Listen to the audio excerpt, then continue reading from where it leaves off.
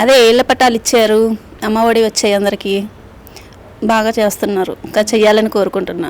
పడింది అమ్మ తల్లికి వందనం? పడ్డది, మా అబ్బాయి పడింది.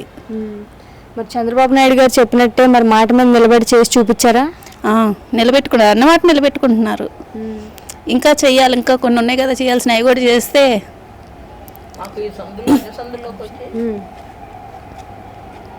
అదే ఇంకో మాకు నీళ్ళ సమస్య ఒకటి ఉంది, ఇంకా అది కూడా తీర్చారనుకో, వచ్చే నీళ్ళు వచ్చేస్తే మేము ఇంకా రుణపడి ఉంటాం వాళ్ళకి. ఇంకా ఎప్పుడో ఓట్లు వాళ్ళకే వేస్తాం, చంద్రబాబు నాయుడుకి వేసేస్తాం. అమ్మ మరి గత 5 సంవత్సరాలు చూసారు కదమ్మా, మరి జగన్ గారు ఉన్నప్పుడు ఎలా ఉందమ్మా? అప్పుడు పర్లా, కాకపోతే ఇంకా ఇంటి పట్టాలు ఇస్తానని ఇవ్వలేదు, అలా అదే వేసుకుంటూ వచ్చారు. కానీ లోకేష్ గారి ద్వారా మా కళ నెరవేరింది. 20 సంవత్సరాల నుంచి ఉంటున్నా ఇంతవరకు ఇళ్ళ పట్టాలు ఎవరు ఇవ్వలేదు, ఆయన వచ్చాక ఇచ్చారు. ఏం చెప్తారమ్మా మరి లోకేష్ గారిని మీ నియోజకవర్గంలో గెలిపించుకున్నారు కదా, ఆయన ఇక్కడ ప్రజలకు ఎంత అందుబాటులో ఉన్నారంటే ఏం చెప్తారు? ఆయన ఎప్పుడూ అందుబాటులోనే ఉంటారు ప్రజలకి, ఆయన చేయాలనుకున్నది అన్నీ చేస్తారు, నిలబెట్టుకుంటారు ఆయన మాట కూడా. ఇంకా అదేలే, నీళ్ళు కూడా మాకు వస్తే నీళ్ళ సమస్య ఒక్కటే ఉంది ఇక్కడ. మరి లోకేష్ గారి ద్వారా మీకు ఉన్న నీటి సమస్య అనేది తీరుద్దని నమ్మకం ఉందా? ఉంది, ఆయన తలుచుకుంటే ఏదైనా చేస్తాడు. ఎందుకు అంత నమ్మకం?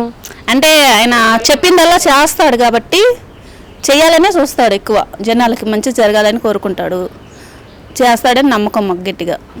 మరి జగన్ గారు అంటున్నారు కదమ్మా, బాబు గారు ఇస్తానన్న ఏ హామీ కూడా నెరవేర్చట్లేదు, ఇప్పటికి కూడా మరి మా వైఎస్ఆర్ పార్టీయే ప్రజలకు అండగా ఉంది అని అంటున్నారు కదా. అంటే ఎవరి నమ్మకం వాళ్ళకు ఉంటుంది కదా, మనం కాదనలేము దాని గురించి. అలా అని చెప్పి వీళ్ళు అన్నీ నిలబెట్టుకుంటున్నారు కాబట్టి చేస్తున్నారు కదా. ఒక మాటలో ఏం చెప్తారమ్మా ఈ ప్రభుత్వం గురించి?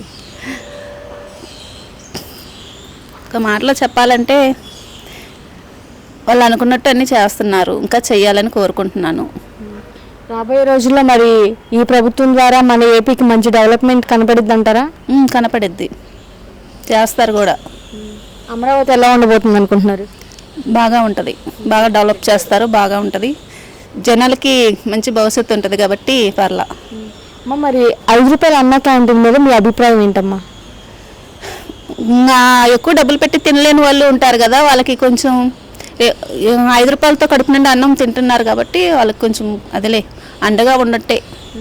మరి అదే 5 రూపాయల అన్న క్యాంటీన్ ఒక వేస్ట్ పథకం, వేస్ట్ ఖర్చు అని చెప్పి మరి వైసీపీ వాళ్ళు అంటున్నారు కదా, ఎంత మాత్రం కరెక్ట్ అంటారు? అది కరెక్ట్ కాదు, అది వేస్ట్ది కాదు. 5 రూపాయల భోజనం ఎక్కడొస్తుంది? పేదవాళ్ళు ఉంటారు, తినలేని వాళ్ళు, పోనీ 10 రూపాయలు సాయం చేస్తే వాళ్ళు పోయి తింటారు కదా కడుపు నుండి అక్కడికి వెళ్ళేసి. 5 రూపాయలకి భోజనం పెట్టడం ఒక గొప్ప అనుకుంటున్నారా అని అంటున్నారు కదా. గొప్ప విషయమే, 5 రూపాయల భోజనం అంటే గొప్ప విషయం కదా.